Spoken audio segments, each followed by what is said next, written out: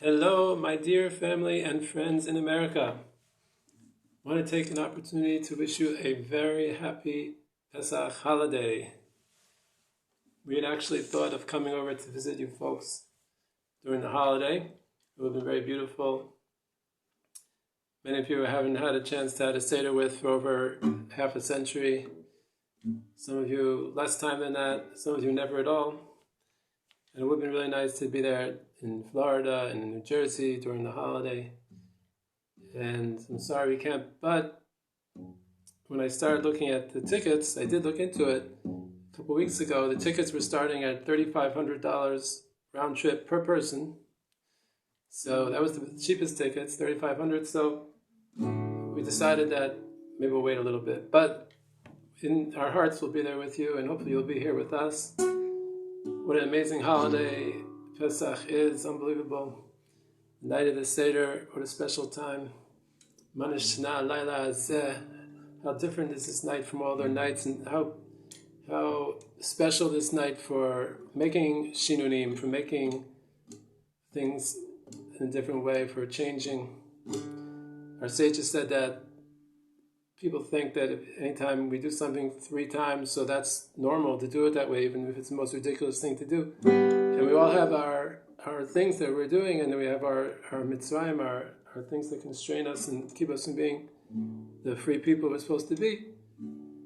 And Pesach is a time to get in touch with that, to get in touch with Manish Laila Zeh, that also we can also change, and everything in the Seder, the eating of the maror, and eating of the matzah, the karpas, the adamah, the borei pi adamah, we get in touch with our grounding. So many opportunities to really grow, and we're looking forward with excitement to it, and I know you are too, and it's just too bad we couldn't be together. It would have been very special. But briefly, if you have any patience before the holiday, but I'm sure you're busy, I'm happy to tell you a little bit about what's going on here in Israel, which everything's great except for the war. No, and that was a sort of a bad joke, but yeah, I mean, it's always good to be in Israel. We're always happy to be here, but there is a terrible war going on. I mean, it could be a lot worse, but any war is terrible.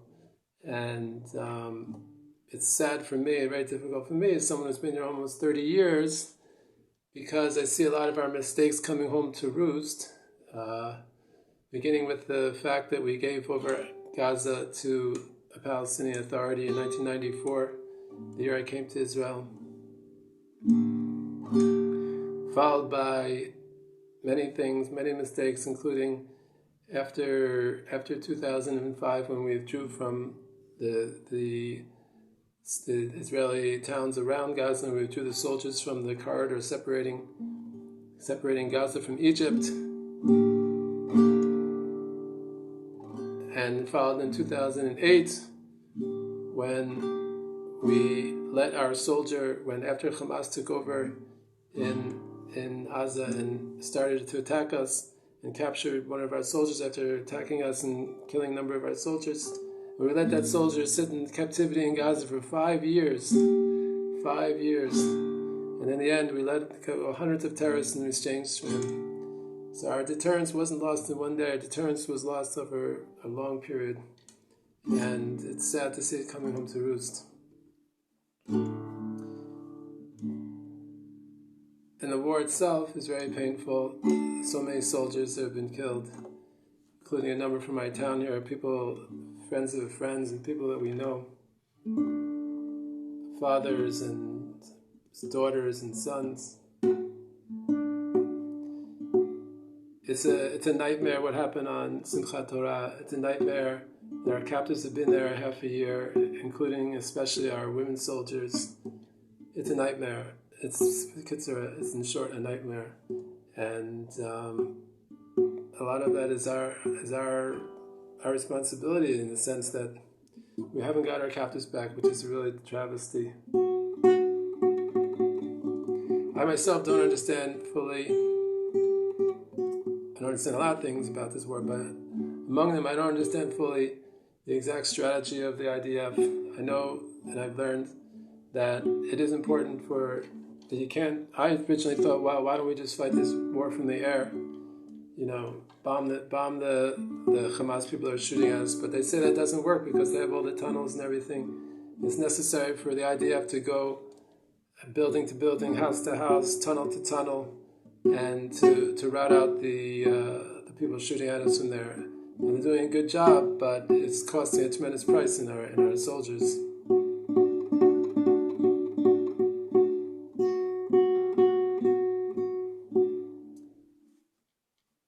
I also don't fully understand how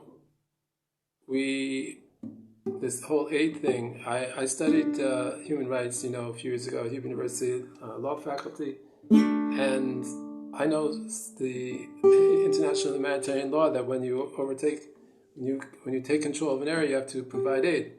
Barur, that's clear. But what I understand is, and I never saw this in my limited, MA studies in international humanitarian law, I never saw that you have to provide aid for a country before you take it over. Meaning, we're providing aid for the places where Hamas is still in control. And I really don't understand that. I'm really at a loss. Besides to say it's just because Americans are forcing us to do it, I don't understand why we do that. It doesn't seem to help us. It doesn't seem to help our captives. It doesn't seem to make the war go any slower to give aid to people, to territory which is under the enemy control. So that's one of my questions, which I still have to know. This past week, we had sort of a dramatic thing here you may have heard, that Iran shot all these things at us, and really it was a tremendous thing to be thankful for, that all the things, most of them, not all of them, but the vast majority were stopped. Even there, I have a lot of misgivings because, as I saw in the previous conflicts with Gaza, I unfortunately think that some of this is used deliberately, might be wrong, but deliberately to seek opportunities to test these different defense systems. These are developed jointly by the United States and Israel, and I think there's a lot of pressure to test them live. I've seen it before, and I suspect that that's what happened now. I could be totally wrong. I am not someone who generally holds by a lot of these crazy conspiracies, and I still have friends who think that, COVID was a conspiracy of drug companies and stuff, and I have never thought anything like that, and I will never don't think anything like that. But I do think here it's possible, maybe not, certainly not 100%. I have no evidence beyond my own speculation and the circumstantial evidence, which I'll tell you. But I think it's possible that this was a little bit planned, in the sense that, okay, Israel killed those 2 Iranian generals in their consulate in Damascus. So, of course, you would think that there's going to be a response to that. I mean, 4 years ago, the U.S. killed Soleimani outside Baghdad, and he was just a little bit bigger of a general than these guys. These guys, I heard from American officials that these 2 generals they killed was just a little below Soleimani in terms of their significance to the Iranian war machine. And what did Iran do there? They sent cruise missiles to American bases, American military bases, and then they accidentally shot down that airliner coming out of their country, which was a mistake. But I mean, the point was that they did shoot cruise missiles to American bases. So why wouldn't they think? And that's America, which is much more threatening than Israel. Wouldn't they think that they might respond somewhat in kind if Israel killed some of their generals? So it's hard to believe they didn't suspect that, although I could be wrong. I often am. And it's also suspicious to me that everyone was just ready for that response. I mean, unbelievable. We had British and French planes helping us shoot this stuff down. God bless them. But it seems to me like this was an arranged thing to test it, and they tested the David Sling anti-missile system for the first time. They get a mazel tov on that. They're so happy. I just have my suspicions. I hope I'm wrong. In any case, that doesn't obscure the bigger miracle that there is an IDF. That's the big story. Thank God. That's the beautiful thing. That there is an IDF. There is Israeli Defense Forces. There is a state of Israel, and we're defending our country. And that's the biggest miracle which we can't stop saying thank you for to heaven for.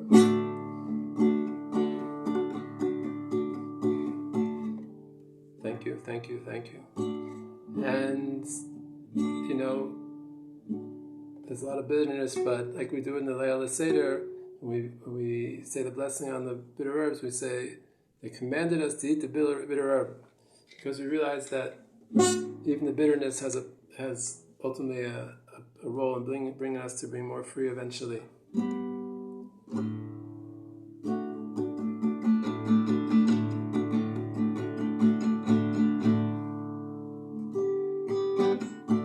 Okay, I'm sending you my love. I hope we can be together sometime soon. Love you. Chad, Gad, Chad, Gad, Chad, Gad, Chad, Gad.